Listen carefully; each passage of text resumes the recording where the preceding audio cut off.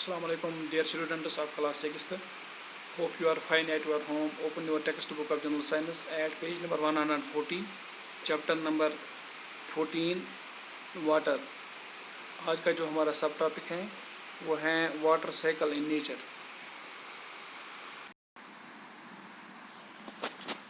जो continuous circulation of water होता है from the earth surface to atmosphere और बनाते हैं एटमॉस्फेयर वापस ज़मीन पे, इसको वाटर साइकिल कहते हैं। वाटर साइकिल इन नेचर यानी जो continuous water from the earth surface to atmosphere and from atmosphere back to earth, यानी एटमॉस्फेयर से वापस ज़मीन की तरफ, ज़मीन से एटमॉस्फेयर की तरफ, ये जो एक इसको एक cycle water cycle in nature कहते हैं। यहाँ पे जो लेवल डायग्राम है वाटर साइकिल इन नेचर, इसको आप बखूबी देख सकते हैं। वाटर साइकिल जो नेचर में है,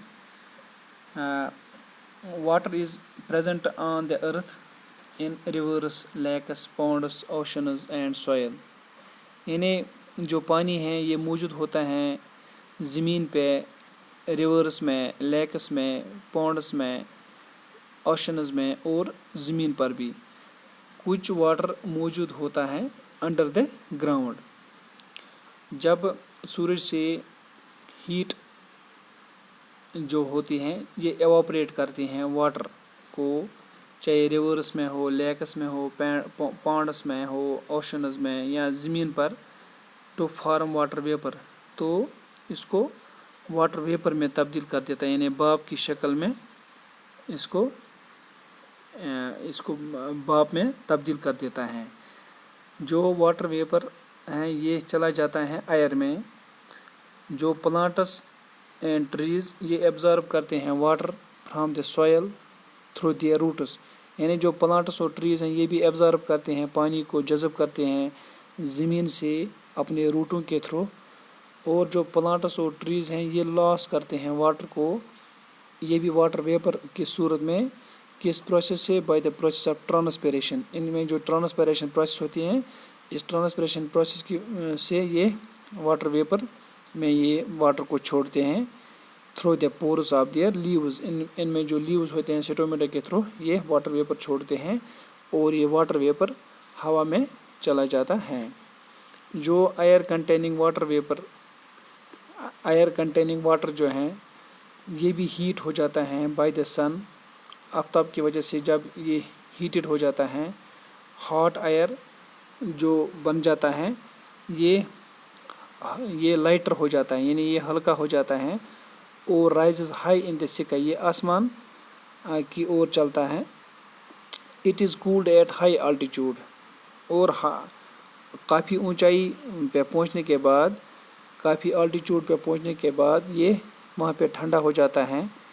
जब जो ये एयर कंटेनिंग वाटर वेपर हैं, जब ये राइज होता है हाई अल्टीट्यूड पे, वाटर वेपर जो मौजूद होता है ये कूल्ड हो जाता है।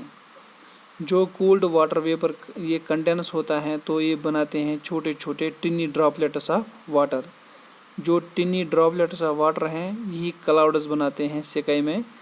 जो टिनी droplets of water in the cloud ये ज्वाइन करते हैं एक दूसरे के साथ और बिगर ड्रॉप्स ऑफ वाटर बनाते हैं। ये ड्रॉप्स ऑफ वाटर जो हैं ये फॉल डाउन होते हैं ज़मीन पे in the form of rain, ये बारिश की सूरत में ज़मीन पे वापस आ जाता है। इन वेरी कोल्ड रीजन्स, जो कोल्ड रीजन्स होते हैं अर्थ पे, जो water drops in the sky हैं ये फ्रीज़ हो जाते हैं और वहाँ पे ये स्नो की शक्ल इख्तियार करता है, यानी आइस की शक्ल इख्तियार करता है। तो वहाँ पे water also falls down on earth in the frozen state called snow. वहाँ पे ये फ्रोजन स्टेट में वापस पड़ जाता है, जिसको स्नो, जिसको बर्फ़ बोलते हैं। ये कहाँ पे? ये कोल्ड रीजन्स में होता है। Water formed by the melting of snow, जो वाटर बन जाता है, water formed by the melting of snow and some of the rain water flow, ये जब ये स्नो मेल्ट हो जाता है या बारिश पड़ जाती है ये रिवर्स में चला जाता है, finally goes into the oceans, اور rain water also fills the lakes and ponds and gets absorbed by the soil کچھ rain water seeps through the soil and goes under the ground.